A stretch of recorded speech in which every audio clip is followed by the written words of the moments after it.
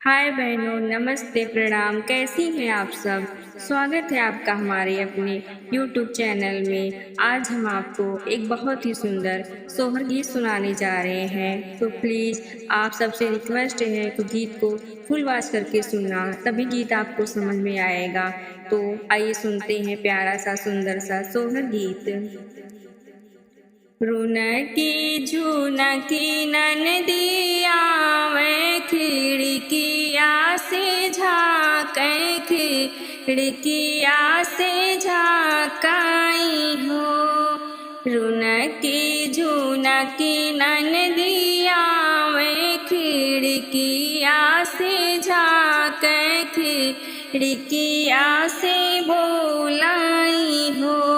भाभी तो होरे रसोइया के रोटिया त भूखिया निवारित, भूखिया निवारित हो। भाभी तो होरे रसोइया के रोटिया त भूखिया निवारित, भूखिया निवारित हो। चौकात है ननदी फूटी गाय, बेलना भी टूटी गाय, बेलना भी टूटी गाय हो। ननदी गेहुआ में लगी गाय, घुनवात रोटिया सपन भाई, रोटिया सपन भाई हो। ननदी गेहुआ में लगी गई, घुनवात रोटिया सपन भाई, रोटिया सपन भाई हो। रुनकी झुनकी ननदिया मैं आंगनवा में ठाड़ी भई, आंगनवा में ठाड़ी भाई हो। भाभी के बूंद पनिया पियव तू तो जियरा बुझाइत, पियसिया बुझाइत हो। भाभी के बूंद पनिया पियव तू तो जियरा बुझाइत, पियसिया बुझाइत हो।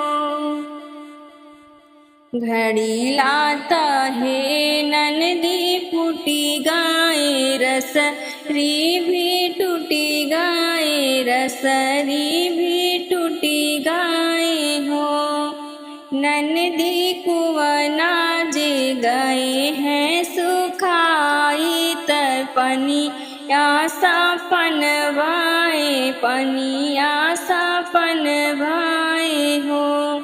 ननदी कुवनाते गए हैं सुखाई, त पनिया सपन भाई, पनिया सपन भाई हो। रुनकी झुनक ननदिया मैं महलिया में ठाड़ी भई, महलिया में ठाड़ी भाई हो। भाभी दे तू ना कोसिया के तेलवात, मंगिया सवारित, मंगिया सवारित हो। भाभी दे तू ना कोसिया के तेलवात, मंगिया सवारित, मंगिया सवारित हो। कोसिया है ननदी फूटी गाय, कंघी भी टूटी गाय, कंघी भी टूटी गाय हो। ननदी सरसों में लगी गाय, माहूत तेलवा सपन भाई, तेलवा सपन भाई हो। ननदी सरसों में लगी गाय, माहूत तेलवा सपन भाई, तेलवा सपन भाई हो। नती झुनक ननदिया में पलंग चढ़ी बैठी, पलंग चढ़ी बैठी हो।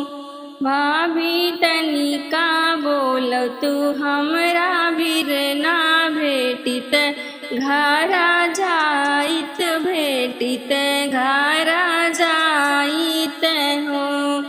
भाभी तनिका बोल तू हमरा भीर ना भेटत, घरा जाइत भेटत, घरा जाइत हो। बिरनाता है ननदी हटी गए, अवरो बाजार गए, अवरो बाजार गए हो। ननदी भैया के जनमल बेटौआ, बेटौआ बेटो हो।